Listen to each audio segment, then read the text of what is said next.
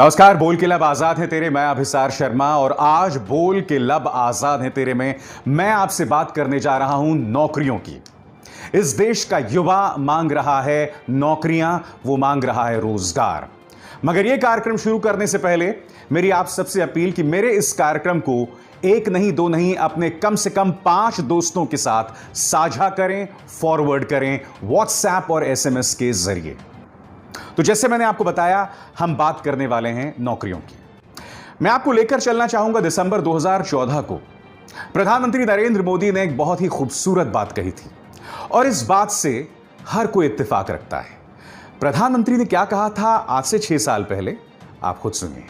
भाइयों बहनों, रोजगार आपको आपके प्रदेश में मिलना चाहिए कि नहीं मिलना चाहिए? आपके इलाके में मिलना चाहिए कि नहीं मिलना चाहिए? बिल्कुल मोदी जी, आपकी 8 सेकंड की इस बात में मैं बिल्कुल समझ गया कि देश के युवा को चाहिए नौकरी। मगर 6 साल बाद मैं आपसे जानना चाहता हूं मोदी जी कि आप हों या आपकी पॉलिटिकल पार्टी हो, क्या उनके संवाद में नौकरियों पर जोर देना कहीं पर भी दिखाई देता है? हालात जब बद से बदतर हो रहे हैं इकोनॉमी के, तो आपकी वित्त मंत्री इसे एक्ट ऑफ गॉड बताती हैं। और बात वहां नहीं रुकती। प्रधानमंत्री ने कैसे बताया कि यह चीज संभव हो सकती है, यह भी उन्होंने दिसंबर 2014 में बताया था। खुद सुनिए। भाइयों बहनों, हमने मेक इन इंडिया का अभियान चलाया है। हम चाहते हैं छोटे छोटे कारखानों का जाल बिछे, छोटे छोटे कारखाने लगे, हर गांव गली मोहल्ले में रोजगारी का अवसर पैदा हो और नौजवान अपने ही इलाके में रोजगार कमाए ताकि शाम को अपने मां बाप के पास जाकर के बैठ सके, मां बाप के साथ सुख दुख बांट सके, मां बाप के साथ बैठ करके रूखी सूखी रोटी खा सके। ये हमें करना है भाई। Make in India. आज 6 साल बाद दोस्तों, ये तमाम चीजें ढकोसला, मजाक और एक आम इंसान के चेहरे पर तमाचे के अलावा कुछ नहीं है। हकीकत यह है दोस्तों कि आज इस देश का युवा रोजगार मांगता है, नौकरी मांगता है और इसके अलावा कुछ नहीं। बाकी जो तमाम मुद्दे हैं आपके आसपास जो घूम रहे हैं, वो सिवाय आपके मनोरंजन के और कुछ नहीं है। वो सिवाय समाज के अंदर वैमनस्य और नफरत फैलाने के और कुछ नहीं है। और मैं आपको बता दूं कि मुख्य विपक्षी दल कांग्रेस और उत्तर प्रदेश के अंदर समाजवादी पार्टी, ये दोनों ही पॉलिटिकल पार्टीज और वहां बिहार में आरजेडी इस मुद्दे पर भारतीय जनता पार्टी को घेरने में लगी हैं। मैं आपको बतलाना चाहूंगा कि इस मुद्दे पर आज सुबह राहुल गांधी ने क्या बयान दिया। आपके स्क्रीन पर। The policies of Modi government have caused the loss of crores of jobs and a historical fall in GDP. It has crushed the future of India's youth. Let's make the government listen to their voice. Join, speak up for jobs from 10 a.m. onwards. यानी कि नौकरियों के लिए अपनी आवाज बुलंद करो। नरेंद्र मोदी जी के चुने हुए 15-20 दोस्तों को उन्होंने लाखों करोड़ रुपए कर्जा माफ और टैक्स ब्रेक दिया। और आज मैं प्रधानमंत्री से कहना चाहता हूं, प्रधानमंत्री जी, हिंदुस्तान का युवा आपकी ओर देख रहा है। आपने हिंदुस्तान की अर्थव्यवस्था को नष्ट कर दिया, आपने इनका भविष्य बिगाड़ दिया। आज भी आप 3 काम कर सकते हो। पहला, गरीब लोगों के बैंक अकाउंट में सीधा पैसा डालिए। दूसरा, रीढ़ की हड्डी को बचाइए, स्मॉल एंड मीडियम बिजनेसेस की रक्षा कीजिए, उनको पैसा दीजिए। और तीसरा, ये जो आप प्राइवेटाइजेशन करते हैं, अपने मित्रों को, ये जो हमारी पब्लिक सेक्टर की कंपनीज आप पकड़ाते हैं, ये आप बंद कीजिए। कांग्रेस ने इस आंदोलन की शुरुआत की है, मगर मैं आपको बतलाना चाहता हूं उससे पहले, यानी कि कल रात 9 बजे एक बहुत ही दिलचस्प तजुर्बा हुआ उत्तर प्रदेश में। वो था 9 बजे 9 मिनट। जैसे कि आप जानते हैं कि अप्रैल में प्रधानमंत्री नरेंद्र मोदी ने हम सबसे अपील की थी कि आप लोग छत पर आएं और रात 9 बजे ताली और थाली बजाएं। याद है आपको वो? आप और हम सब छतों पर पहुंच के ताली और थालियां बजा रहे थे। हम में से कुछ लोग इतने महान थे कि उन्होंने यह तक सोचा कि इस तरह से शोर मचाने से कोरोना भाग जाएगा। गो कोरोना गो, याद है कि ये भूल गए आप? तो बिल्कुल उसी तर्ज पर उत्तर प्रदेश में समाजवादी पार्टी और कांग्रेस की अगुवाई के साथ एक आंदोलन शुरू किया गया। मैं स्पष्ट कर दूं कि कल रात 9 बजे इस तरह की फेरियां निकाली गई। युवा जो है वो कई जगह पर थालियां और ताली बजा रहा था। ये युवा है जो अपने स्क्रीन पर आप जिस युवा को देख रहे हैं, ये वो युवा है जिसके पास नौकरियां नहीं है। मैं जानता हूं कि इस आंदोलन के पीछे समाजवादी पार्टी और कांग्रेस की राजनीतिक ताकत है, यकीनन, मगर ये दोनों मुद्दे अपने आप में बहुत मायने रखते हैं, इकॉनमी और रोजगार। और मैं आपको बता दूं कि सिर्फ 4 महीने में इस लॉकडाउन में इस आंकड़े के मुताबिक कम से कम 2 करोड़ लोगों की नौकरियां गई हैं। और आखिर कौन भूल सकता है जीडीपी में ऐतिहासिक गिरावट। मगर मैं आपको दिखलाना चाहूंगा किस तरह से 9 बजे 9 मिनट का यह आंदोलन कल उत्तर प्रदेश के कई जगहों पर देखा गया। आपकी स्क्रीन पर ये तमाम तस्वीरें बता रही हैं किस तरह से युवा सामने आया और उसने अपनी बात रखी। मैं फिर बतला दूं, इसके पीछे समाजवादी पार्टी और कांग्रेस की राजनीतिक ताकत भी है। मगर सच यही है कि एक स्वस्थ डेमोक्रेसी में, एक हेल्दी डेमोक्रेसी में विपक्ष को इन्हीं जरूरी मुद्दों पर सरकार को घेरना चाहिए। धर्म, कंगना मंगना, इन चीजों में अपना ध्यान और अपनी ऊर्जा बर्बाद नहीं करनी चाहिए। देखिए, कंगना जैसे मुद्दों पर आपका मनोरंजन हो सकता है, मगर आप जरूरत से ज्यादा ऐसे गैर जरूरी मुद्दों पर ध्यान देंगे तो कंगना रनावत का जो काम चल रहा है वो तो चलता रहेगा, उनका अपना काम। आपकी हालत मांगने वाली हो जाएगी। कृपया इन चीजों से दूर रहें। और मैं आपको बता दूं, इस मुद्दे पर कांग्रेस की नेता प्रियंका गांधी वाड्रा ने भी तल्ख तेवर अपनाए। 9 बजे 9 मिनट को लेकर उन्होंने क्या बयान दिया आपकी स्क्रीन पर। देश के युवाओं को रोजगार चाहिए, उनकी रुकी हुई भर्तियों की ज्वाइनिंग, परीक्षाओं की डेट, नई नौकरियों की नोटिफिकेशन, सही भर्ती प्रक्रिया और ज्यादा से ज्यादा नौकरियां चाहिए। इसके बदले सरकार कोरे भाषण, लाठियां और उपेक्षा देती है। आखिर कब तक? 9 बजे 9 मिनट, प्रियंका गांधी वाड्रा का बयान। और जैसे कि आप जानते हैं, प्रियंका इस मुद्दे पर उत्तर प्रदेश की सियासत में खासी सक्रिय हो गई हैं। आपकी स्क्रीन पर यह समाजवादी पार्टी के नेता और पूर्व मुख्यमंत्री अखिलेश यादव, जो 9 बजे 9 मिनट में युवाओं के साथ अपना समर्थन जतलाते हुए दिखाई दे रहे हैं। और इसी तरह के मार्च जो है आपने कई जगहों पर देखी। और ऐसा नहीं है कि सिर्फ उत्तर प्रदेश में ऐसा हो रहा था। मैं आपको बता दूं कि बिहार में भी, जहां इस साल चुनाव हो सकते हैं, वहां पर भी आरजेडी ने तल्ख तेवर अपनाए हुए हैं। क्या कहा है आरजेडी सुप्रीमो तेजस्वी यादव ने आपकी स्क्रीन पर? करोड़ों युवाओं के जीवन से बेरोजगारी का अंधेरा भगाने और एक नया बिहार बनाने के लिए आज 9 तारीख को रात्रि 9 बजे 9 मिनट तक लालटेन जलाकर बेरोजगारी के खिलाफ चल रही मुहिम में अपनी भागीदारी सुनिश्चित कीजिए।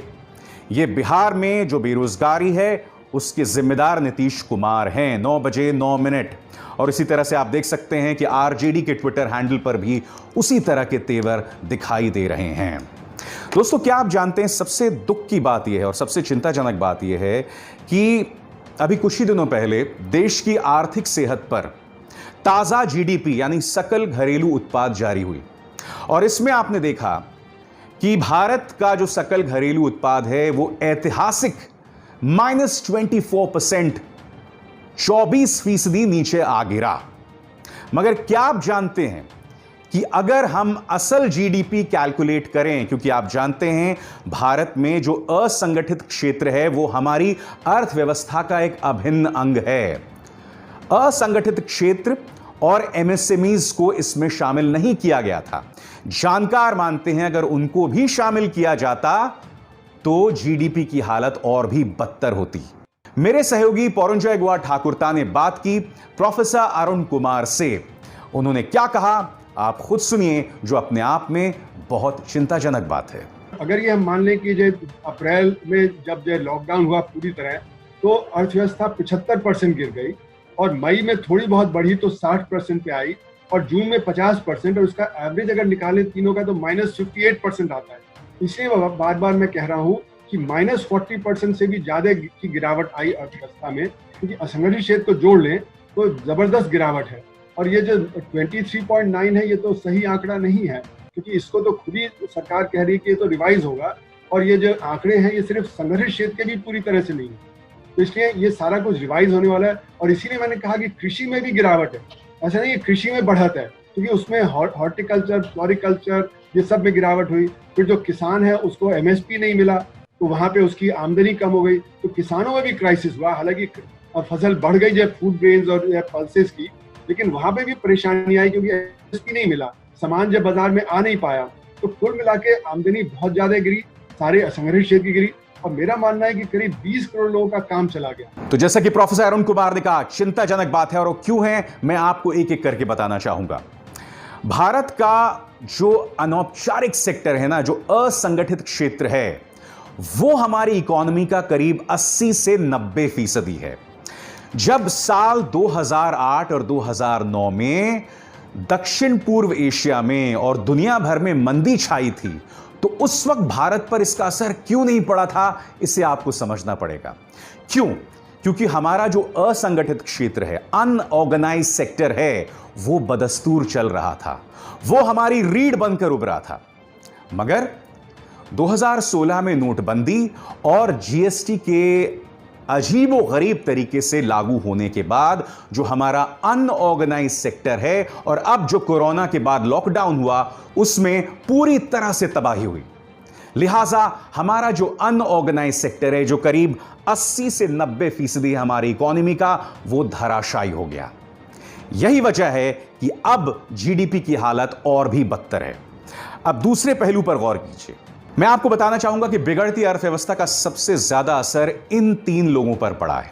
पहला, दिहाड़ी मजदूर। दूसरा, घरेलू मजदूर, यानी कि जो आपके घरों में लोग काम करते हैं। और तीसरा जो है, फैक्ट्रीज में काम करने वाले, क्योंकि कई फैक्ट्रीज बंद हो रही हैं, कई उद्योग बंद हो रहे हैं, बड़ी तादाद में बंद हो रहे हैं। और यकीन मानिए, अभी तो महज शुरुआत है, आने वाले दिनों में हालात और भी ज्यादा बदतर होंगे। इसलिए मैं आपसे बार बार कह रहा हूं, आज की तारीख में इस देश के सामने अगर कोई अहम मुद्दा है तो वो है नौकरियां, रोजगार। इसके अलावा जो भी मुद्दे हैं वो सिर्फ शोर है और कुछ नहीं। मैं आपको बता दूं कि मैंने इन 2 लोगों से बात की, क्योंकि दोनों स्टेक होल्डर्स हैं बिहार और उत्तर प्रदेश की सियासत में, समाजवादी पार्टी और RJD। समाजवादी पार्टी के अनुराग भदौरिया से मैंने यह सवाल पूछा कि अनुराग, मुझे यह बताइए कि 9 बजे 9 मिनट क्यों जरूरी है? अफसार जी, पहली बार ऐसा है हमारे देश और प्रदेश के अंदर में कि युवा बेरोजगार है, उसके साथ साथ उनके माँ बाप भी बेरोजगार हो गए, पूरा का पूरा घर बेरोजगार हो गया। तब अंदाजा लगा सकते हैं घर कैसे चलेगा, जरूरतें कैसी पूरी होंगी।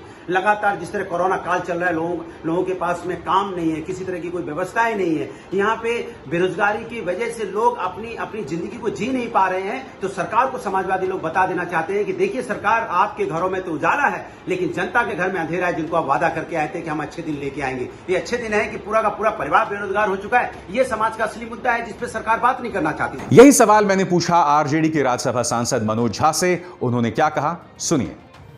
देखिए अफसार जी, 9 तारीख को 9 बजे 9 मिनट तक जो ये पूरे देश में कमोबेश जो चीजें, जैसे युवाओं ने आगे बढ़ करके एक प्रतीक के रूप में अंधेरा करके रोशनी का सुराग, कहीं लालटेन, कहीं दिया, कहीं मोमबत्ती, कहीं मशाल, ये एक संदेश है। और इस संदेश के पीछे वजह है कि हमारे मुल्क में जो हालात है, मौजूदा सूरत हाल है, GDP खुद सरकार के आंकड़े बताते हैं -23.9%। बेरोजगारी, मैं समझता हूं कि हम सब ने अपनी स्मृति में ये चरम देखा नहीं था। अर्थव्यवस्था का हर क्षेत्र लहूलुहान है। कोरोना संक्रमण से प्रतिदिन 1000, 1100, 1200 जाने जा रही है। हम 1 लाख पर डे के स्पाइक में पहुंच चुके हैं, लेकिन विमर्श कहाँ, सामूहिक चिंता कहाँ, सरकार की समझ क्या है? बेरोजगारों को आप इस तरह के तमाशे में नहीं उलझा सकते प्रतीक में कि मोर को दाना खिला रहे हैं। उसको अपनी थाली दिख रही है, अपने परिवार का भविष्य दिख रहा है।